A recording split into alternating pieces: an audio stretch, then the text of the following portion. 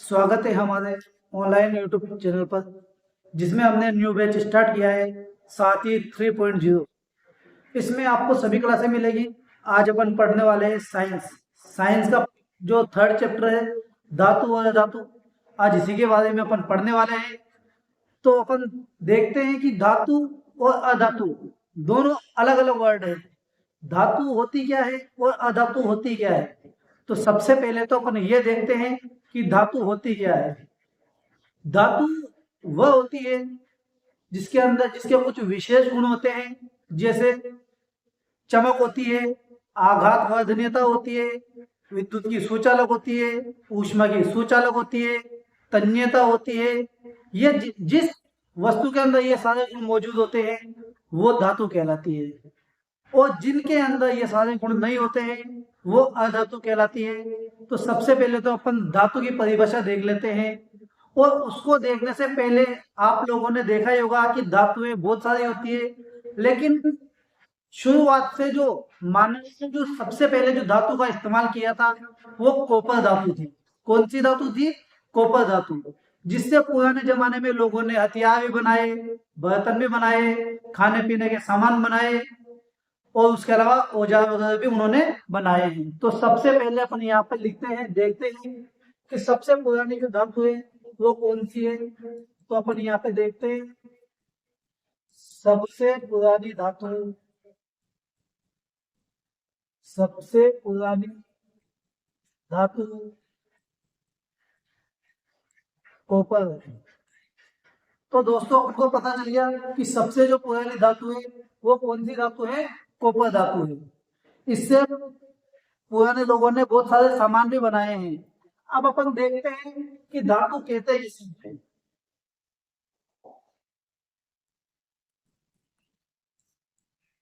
धातु, अभी अभी मैंने बताया था कि धातु होती क्या है। धातु वह होती है जिसके अंदर कुछ विशेष गुण पाए जाते हैं, जैसे चमक, आघात वर्धनीयता, विद्युत की सुचालक, ऊष्मा की सुचालक। तो अपन यहाँ पर परिभाषा लिखने वाले हैं, धातु की परिभाषा। तो आइए अपन लिखते हैं, वह पदार्थ जो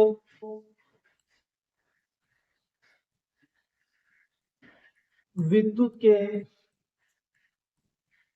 सुचालक,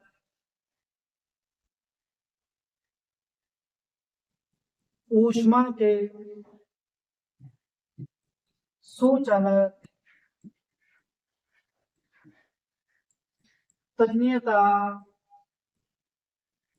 आघात वर्धनीयता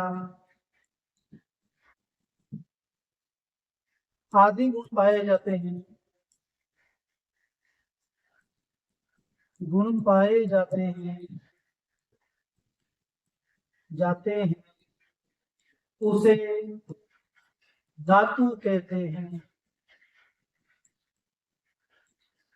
दोस्तों इसके अंदर चमक भी आ सकती है, ठीक है।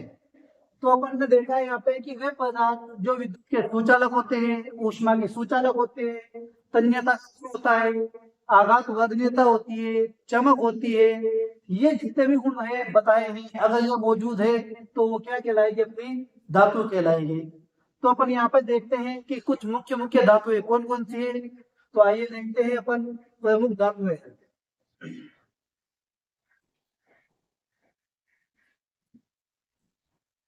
प्रमुख धातुएं,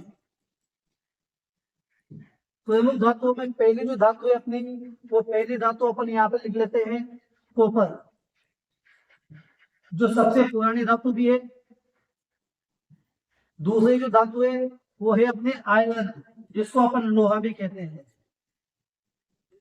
तीसरी जो धातु है वो है अपनी जिंक। चौथी धातु एल्यूमिनियम।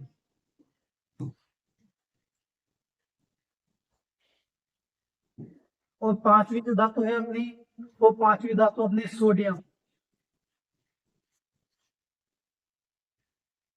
आदि।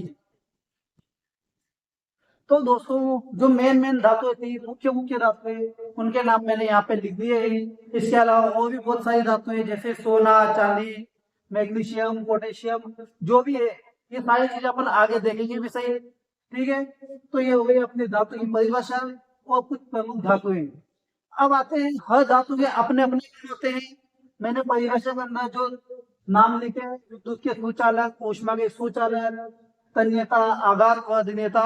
अब ये चीजें होती क्या है, इन चीजों को अपन धातु के गुणों के अंदर पढ़ने वाले हैं। तो अगला जो अपना पॉइंट बनने वाला है वो पॉइंट है अपना धातु के विशेष गुणधर्म। तो आइए चलते हैं अपन धातुओं के विशेष गुणधर्म पर।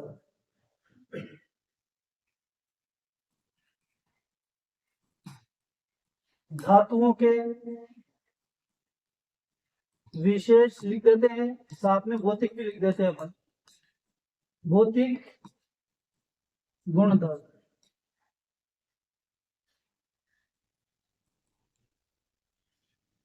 तो देखो अपन ने सबसे पहले देखा था कि धातुओं के अंदर क्या पाई जाती है, विद्युत की सुचालक।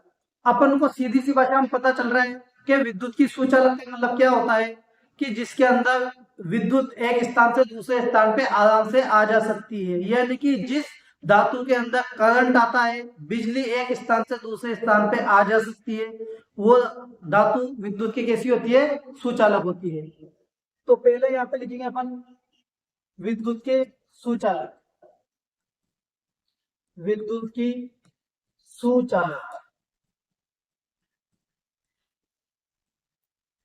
दूसरा गुण है इसका, जो दूसरा गुण अपन ने लिखा था वो है ऊष्मा की सुचालक। ऊष्मा की सुचालक, जैसे धातु विद्युत की सुचालक होती है, ठीक उसी तरीके से ऊष्मा की सुचालक होती है। आपने बहुत सारे प्रयोग भी किए होंगे और घर में भी आप लोगों ने बहुत सारे ऐसे एक्सपेरिमेंट देखे होंगे जिसके अंदर अपन देखते हैं कि जैसे अपने घर पे खाना बनता है और जो अपनी कढ़ाई या भगोनी होती है, अगर वो उसके अंदर चम्मच गिनी हुई होती है, तो जो भगोनी को गर्म करते हैं अपन, तो भगोनी के साथ साथ वो चम्मच भी अपने आप गर्म हो जाती है। तो होता क्या है कि जो ऊष्मा होती है वो भगोनी के माध्यम से किसके पास चली जाती है, वो चम्मच के पास चली जाती है। यानी कि वे ऊष्मा का भी क्या हो रहा है, सुचालन हो रहा है। यानी कि एक स्थान से दूसरे स्थान पे ऊष्मा आ जा सकती है आसानी से। वो ये भी एक धातु का गुणधर्म है। तीसरा जो गुणधर्म है अपना, वो है अपना आघात वर्धनीयता।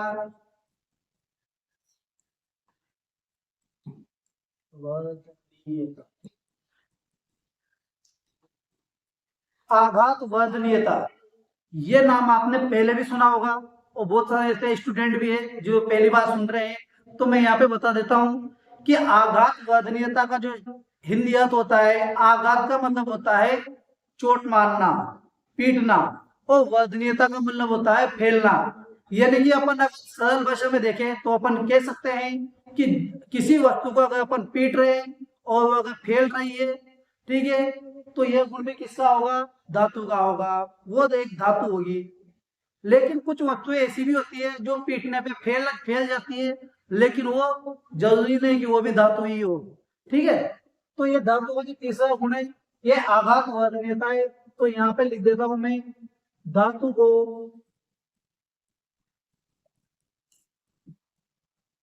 पीट कर चद्दर बनाने की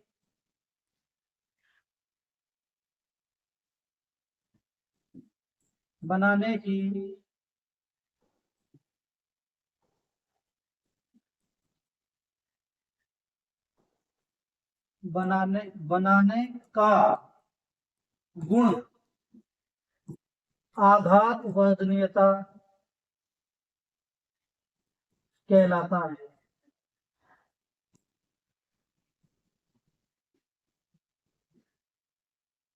इसका जो चौथा गुण है, ये चौथा गुण है अपना तन्यता।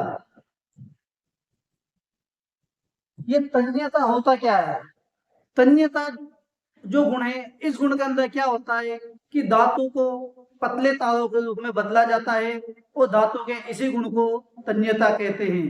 तो अपन देखते हैं कि अपने घरों में जो बिजली के तार वगैरह बनाए जाते हैं वो इसी गुण के माध्यम से आसानी से बन जाते हैं। तो इसकी परिभाषा लिखते हैं अपन कि धातुओं से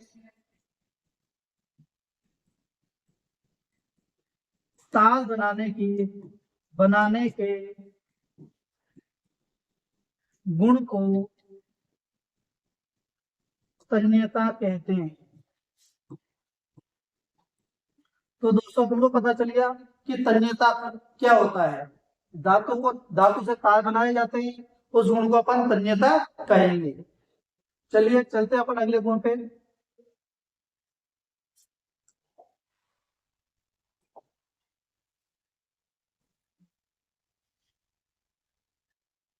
पांचवा जो गुण है धातु का, वो है ध्वनिकता।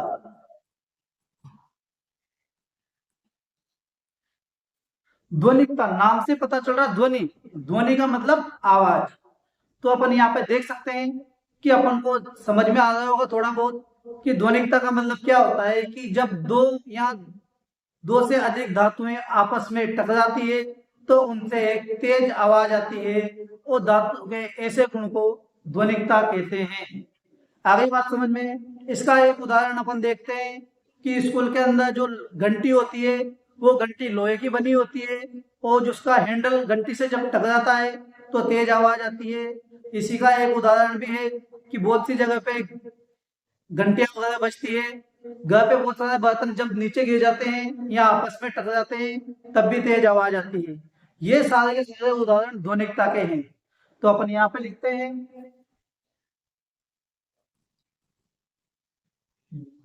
धातुओं में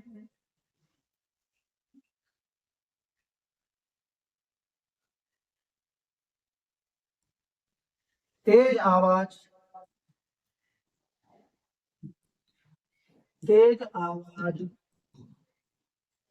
उत्पन्न करने का गुण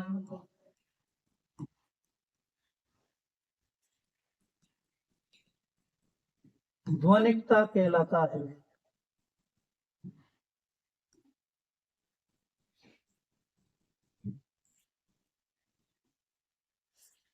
अगला गुण है इसका, वो अगला गुण कौन सा है? चमक।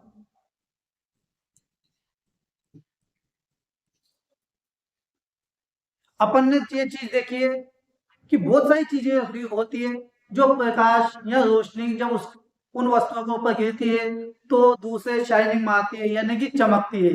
लेकिन हर वस्तु धातु नहीं हो सकती, और हर धातु चमक भी नहीं मार सकती। अपन इसका उदाहरण भी देखेंगे और इसके अपवाद भी देखेंगे। तो सबसे पहले तो अपन देखेंगे चमक। तो अपन लिखेंगे कि धातु के अंदर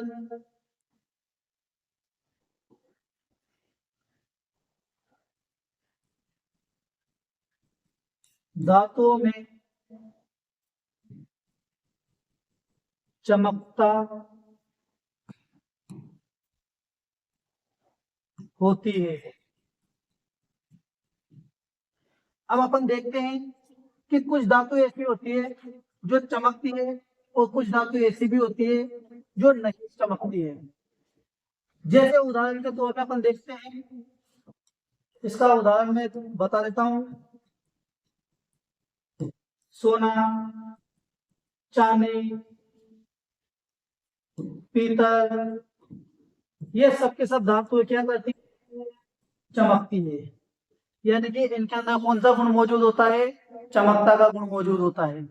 लेकिन कुछ अपवाद भी होते हैं जो धातु नहीं होते भी वो चमकते हैं। जैसे सबसे पहला उदाहरण है हीरा। ये धातुओं में नहीं आता है, जबकि ये बहुत ज्यादा कठोर होता है और ये चमकता भी बहुत अच्छे से है, लेकिन ये इसका अपवाद है। ठीक है। इसके अलावा कांच, कांच कोई धातु नहीं है लेकिन फिर भी चमकता है। इसके अलावा पानी, पानी में भी चमक पाई जाती है। अपन देखते हैं कि जब पानी के ऊपर प्रकाश की किरण गिरती है तो उसका एक प्रतिबिंब अपन को दूसरी जगह पे नजर आता है। ठीक है। तो ये हो गए इसके अपने धातु के चमक वाला गुण भी कंप्लीट। इसके बाद में आता है अपना सातवां गुण, कठोरता। दोस्तों हर धातु कठोर नहीं होती है और हर धातु मुलायम भी नहीं होती है। इसके भी कुछ अपवाद भी है, वो अपन देखने वाले हैं। कठोरता में क्या होता है कि जो ज्यादातर जो धातुएं होती है वो कठोर होती है, मजबूत होती है, जैसे सोना, चांदी, तांबा, प्लेटिनियम। ठीक है, तो अपन यहाँ पे लिखेंगे कि धातुओं में कठोरता का गुण होता है। जैसे प्लेटिनम, लोहा, कॉपर, एल्यूमिनियम आदि।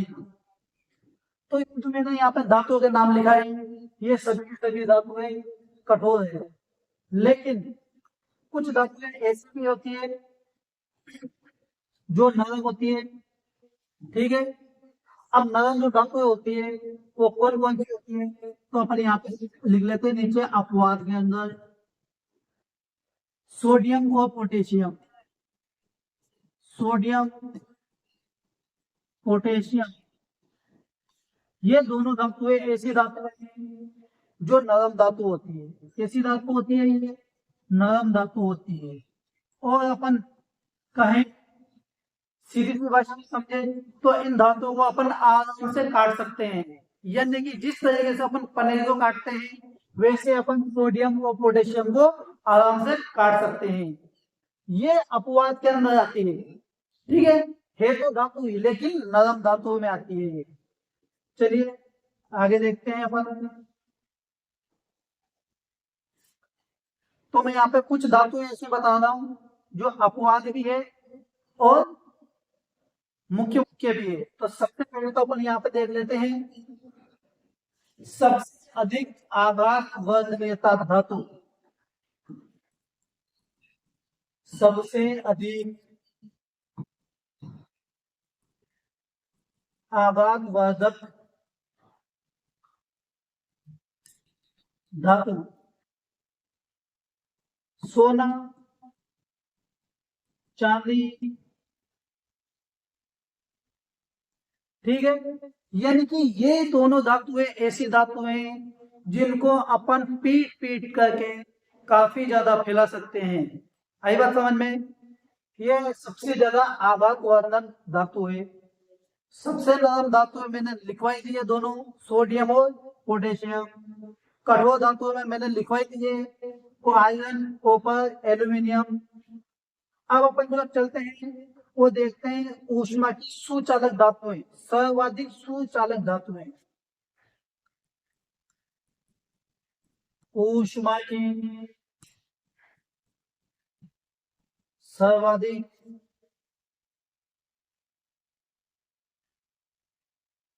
सुचालक